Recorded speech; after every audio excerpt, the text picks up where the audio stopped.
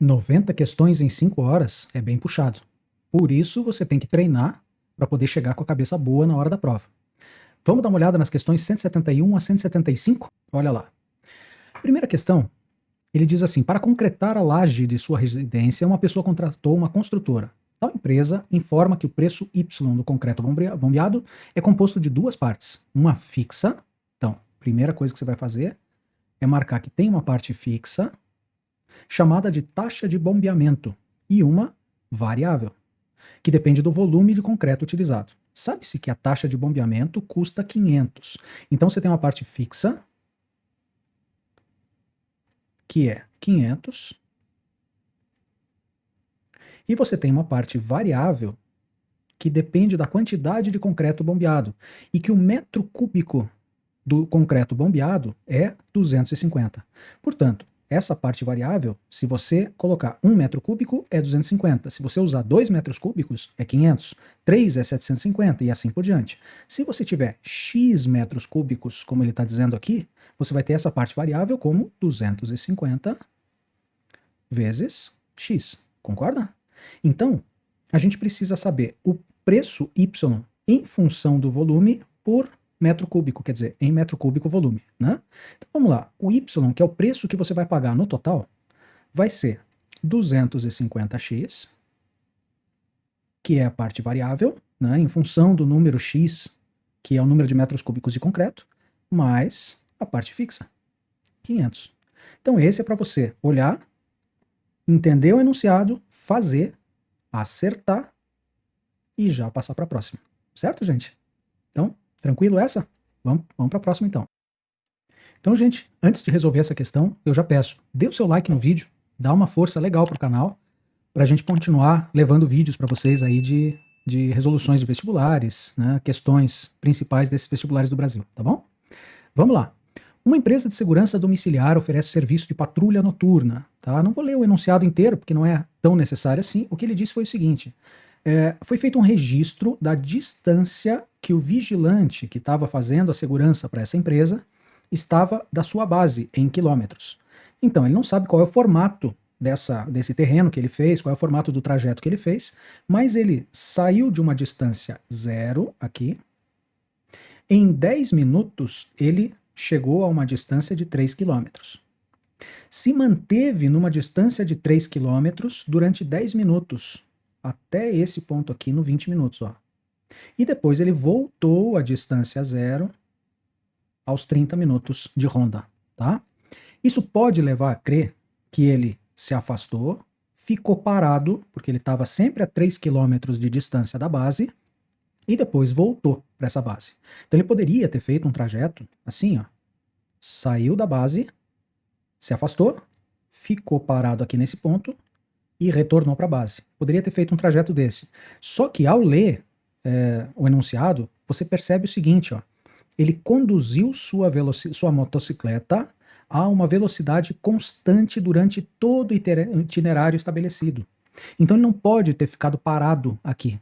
Ele tem que ter mantido a sua distância constante da base, tá? Essa é a base. Ele tem que ter mantido a distância constante durante 10 minutos sem ficar parado, se movendo à mesma velocidade que ele estava se movendo antes. Então, a gente já tem uma outra possibilidade. Olha só o que ele pode ter feito. Ele pode ter saído da base, andado numa determinada direção, continuado a andar na mesma velocidade, só que a uma distância constante. Isso aqui pode ser um arco de circunferência, tá? Então essa parte aqui, ó, pode ser um arco que tem a mesma distância de qualquer ponto aqui, ó, igual a 3 quilômetros que ele falou que é nessa região. E ele pode ter demorado aqui 10 minutos para percorrer esse arco de circunferência. E depois retornou para a base, diminuindo a sua distância até zero nos últimos 30 minutos. Ele pode ter feito isso aqui, ó, tá? Nesse caso, na letra A, é possível. Legal. Agora vamos ver aqui, ó. Se ele saiu daqui, por exemplo, se afastou. Aqui, ele não está a uma distância constante dessa base, concorda? Então, esse ponto aqui, por exemplo, ó, ele está mais perto do que esse da base aqui, chamando isso aqui de base, tá? E esse aqui está mais longe ainda. Então o gráfico não seria constante de uma distância sempre de 3 km. Mesma coisa aqui, ele não está fazendo uma distância constante, aqui ele está se afastando, depois uma distância constante. Aqui não tem essa distância constante, depois a volta para a base. A volta aqui, ó, né? Então esse aqui ele nem volta. Esse aqui já não pode ser, e esse aqui também não pode ser. Esse aqui ele também não volta para a base. Se a base é aqui, ó, ele não voltou, ele acabou a uma distância bem grande da base. Ele não está uma distância zero, como está mostrando esse gráfico aqui, né? Mas esse, e aí é que a questão ficou bem interessante.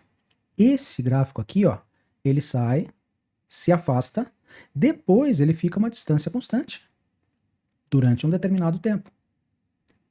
E aí ele volta para a base. Por que que é esse ou esse? Quer dizer, como é que eu vou decidir qual dos dois é que está correto? Eu não posso marcar ou A ou E indiscriminadamente. Eu tenho que decidir, eu tenho que entender, enxergar.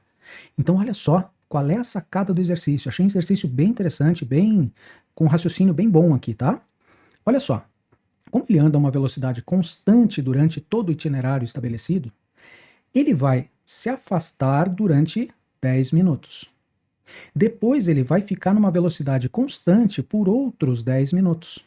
Mas ele está andando uma velocidade constante, concorda? Então, quanto que ele andou da distância do O aqui, ó, até este ponto? Se a gente considerar esta como a figura correta, ele andou um raio da circunferência, certo?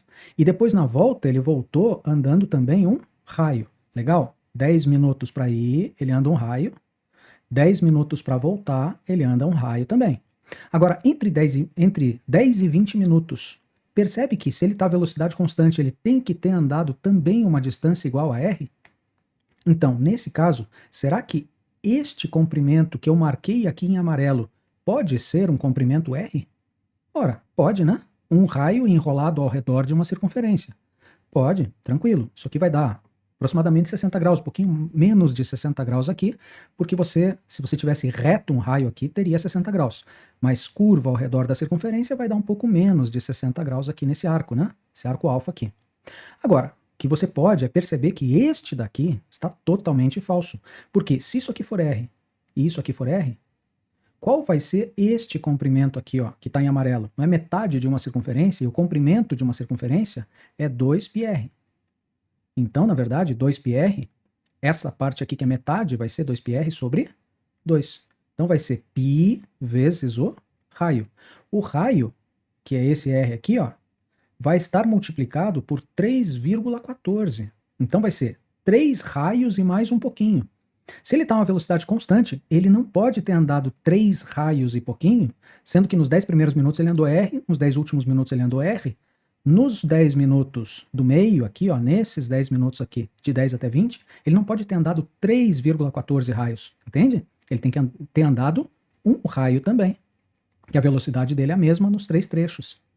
Então a gente não pode aceitar essa como verdadeira, porque o comprimento que ele andou aqui a uma distância constante em 10 minutos tem que ser o mesmo comprimento que ele andou para sair da base e se afastar, que é justamente o raio da circunferência. Portanto, ele vai ter que ter andado um raio aqui, percorrido um pedaço de uma circunferência com comprimento igual a um raio também, e voltado com comprimento igual a um raio. Então só pode ser a letra A. Percebe a sacada do problema? Olha que legal esse problema aí, olha que interessante o raciocínio. Para você eliminar B, C e D, tranquilo. Para eliminar A ou E, você tem que pensar na velocidade constante que a moto estava andando. Senão você não consegue decidir entre A e E. Certo? Letra A é a letra correta. Então tá bom, gente, vamos para a próxima lá. Então a questão número 173. Essa é daquelas que a gente adora, porque é só o tempo de ler o enunciado, você já percebe, já marca a resposta. Olha só. O supermercado conta com 5 caixas disponíveis. E aí ele diz que eles instalaram telas para mostrar para o cliente quantas pessoas tem na fila, qual o tempo de atendimento. E ele diz que um cliente, na hora de passar sua compra, sabendo que cada um dos 5 caixas iniciará um novo atendimento naquele momento, pretende gastar o menor tempo possível na espera da fila. Então, menor tempo possível. Ele observa as telas que apresentam as seguintes informações. Caixa 1, atendimento, 12 minutos, 5 pessoas na fila. Gente, quanto tempo ele vai demorar para ser atendido? Não é 5 vezes 12, não dá 60? Quanto tempo ele demora para ser atendido no caixa 2? 9 vezes 6 dá 54. 6 vezes 5, aqui ele vai demorar só meia hora, 30 minutos. 15 vezes 2, ele também vai demorar 30. E 9 vezes 3, ele demora 27 minutos para ser atendido. Para alcançar seu objetivo, o menor tempo possível, ele vai ter que e ir lá para o caixa 5. Certo? Portanto, resposta letra E. Se você entendeu o enunciado, fez as contas rapidinho, já partiu para a resposta correta. Beleza? Vamos para o próximo. Então agora a questão 174. As figuras pintadas no quadro da sala de estar de uma residência representam as silhuetas de parte das torres de um castelo e, ao fundo, a de uma lua cheia. A lua foi pintada na forma de um círculo. Tá aqui, ó, o círculo, né? Ele pintou primeiro a lua na forma de um círculo e o telhado da torre mais alta na forma de um triângulo equilátero, esse aqui, ó, né? Foi pintado sobrepondo, quer dizer, ficando na frente, ficando em cima de parte da lua. O centro da lua coincide, aqui, ó, o centro da lua coincide com um dos vértices do telhado da torre mais alta. Então, desse triângulo que foi pintado aqui. Olha a pergunta dele, gente. Nesse quadro, a parte da lua escondida, que é um círculo, né? Essa parte que ficou escondida aqui, ó. Essa parte que ficou atrás da torre. Atrás da torre mais alta do castelo pode ser representada por um... Então vamos imaginar, esta parte aqui que ficou escondida, ela representa o quê? Um cone, um setor circular, um segmento circular, um triângulo isósceles ou um arco de circunferência. Essa é uma pergunta extremamente conceitual. Você tem que saber o que é um cone, saber o que é um setor circular, saber o que é cada uma dessas figuras, para você decidir que essa parte da lua aqui, ó, é uma dessas. Então eu pintei aqui, ó, esta parte que estava escondida. A gente pode até dar um zoom aqui para enxergar que isto é uma fatia de pizza, que é a parte que está escondida da lua ali. Gente, fatia de pizza tem um nome na matemática, que é o que a gente chama de setor circular. Então, quando você tem uma fatia de pizza, isso se chama setor circular. Tudo bem? Você precisava saber isso para poder resolver essa questão. E aí você marca direto letra B, setor circular. É essa fatia de pizza aqui. Só para a gente não deixar uma oportunidade valiosa de aprendizado aí, ó, setor circular é isso, tá? O que seria um segmento circular? Vamos aproveitar para a gente só discutir o que é tal do segmento circular que ele cita aí. Se você tem um círculo e você cortar esse círculo com uma reta, esta parte aqui, ó, esta região é o que a gente chama de segmento circular. Tá? Isso aqui que está pintadinho em branco. Então, setor circular é uma fatia de pizza. Se eu fizer uma fatia de pizza aqui, é um setor circular. Isso é um segmento circular. Então, cone não é, né? Cone é espacial, não tem nada a ver. Isso aqui é um círculo. Tá? Então, um círculo cortado aqui. Cone é uma figura que tem uma base redonda, né? Uma base circular, e um vértice, e é uma figura tridimensional. Tá? Segmento circular, ok. Triângulo isósceles. Né? Triângulo, você já sabe o que é, né? Então, um triângulo que seja isósceles, deixa eu só colocar de volta aqui as reguinhas. Agora sim. Olha só, um triângulo isósceles é isso aqui, né? É um triângulo que tem dois lados iguais e um diferente, tá? Isso é um triângulo isósceles. Esse aqui não é um triângulo, porque a base aqui é curva, certo? Então, triângulo isósceles também não é. E o que vem a ser, que ele citou ali, um arco de circunferência. Gente, arco de circunferência, deixa eu fazer em outra cor aqui nessa figura mesmo. Arco de circunferência é um pedaço dessa circunferência. Por exemplo, seria essa parte que eu estou pintando aqui, ó. Isso aqui é um arco de circunferência. Então, quando você tem, aqui é um segmento circular, isso aqui é um setor circular, isso é um arco de circunferência e isso é um triângulo isósceles. A figura que ele pediu é um setor circular. Tudo bem? Beleza, gente? Então, vamos para a próxima questão. Aproveitamos para aprender um pouquinho aqui também. Então, gente, essa última questão de hoje, questão número 175, ele mostra aqui, ó, uma piscina quadrada. E ele disse que essa piscina é um quadrado cuja área real mede 400 metros quadrados. Espera aí, área de quadrado? Opa, deixa eu mudar a cor aqui. Área de quadrado é lado ao quadrado. Lado vezes lado. Lado vezes lado, que é base vezes altura. Isso ele disse que mede 400 metros quadrados. Portanto, o lado vai ser raiz quadrada de 400. 400 tem raiz exata, é 20, porque 20 vezes 20 é 400, tá? Então o lado vai valer 20 metros. Portanto, eu posso dizer que isso aqui, ó, é 20 e isso aqui é 20. Quadrado de lado 20. Tudo bem? 20, 20, 20, 20. Quatro lados iguais. Ao redor dessa piscina será construída uma calçada. Aqui, essa calçada está ao redor aqui, né, com largura de 5 metros. largura constante igual a 5 metros. Qual a medida da área em metros quadrados ocupado pela calçada? Então, pessoal, eu acho que a gente pode, tranquilamente aqui, dividir essa área em um retângulo aqui, ó. Um retângulo maior, vertical, grandão.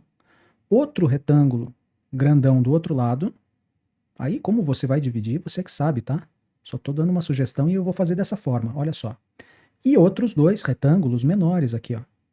Um retângulo aqui e um outro retângulo aqui embaixo, certo? Então, eu fiz um retângulo grandão, outro retângulo grandão aqui e dois retângulos menores em cima e embaixo, certo? Então, vamos lá. Vamos chamar isso aqui de área 1. Esse aqui também vai ser área 1. Mesma área, né? Porque a largura é igual, a altura é igual. Esse aqui vai ser a área 2 e esse aqui vai ser a área 2. Então, você concorda comigo que a área 1, uma área 1, tá? Uma delas vai ser base 5, retângulo, né? Base 5 e altura, cuidado, 20 é só o quadrado, tá? Depois eu tenho mais 5 para baixo e mais 5 para cima. Portanto, a altura total aqui é 30. Então é 20 mais 5 para cima, mais 5 para baixo. 25 mais 5 dá 30. Então, 5 vezes 30, 5 vezes 30, que é igual a 150 metros quadrados, é a área 1. Essa área que é igual a essa área. Então tem 150 na esquerda e 150 na direita. Agora a área 2, vamos lá, a superfície 2, área 2, vai ser base, a base aqui é 20, né? E a altura é 5. Portanto, vai ser 5 vezes 20, ou 20 vezes 5, que vai dar 100 metros quadrados. Então a área da calçada, que ele perguntou, a área da calçada vai ser 2 vezes a área 1, 2 vezes 150, mais 2 vezes área 2, que é 100.